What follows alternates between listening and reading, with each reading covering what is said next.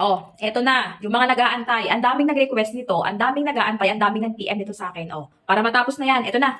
Lalapag na natin yung bagsak presyo natin ng Licar. This is from Licar. Quality affordable na relo, beb. Saglit lang. Saglit lang. Hinga lang muna, hinga lang muna.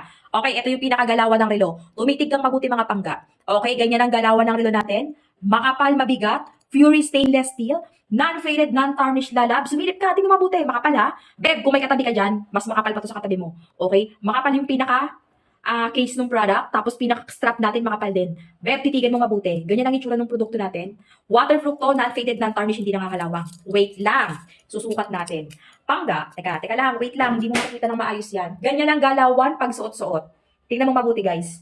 Okay? Pang lalaki to mga bossing ko ha. Pero pag sa mga girl, lalo natin dyan, sa mga babae, yung mga gusto ng mga big face na relo, okay, goods na goods din to. Ganyan lang itsura ng product natin pag suot-suot.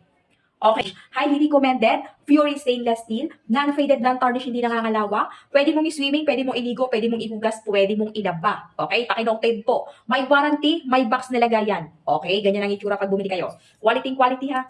Check nyo na, naka-discount sale to.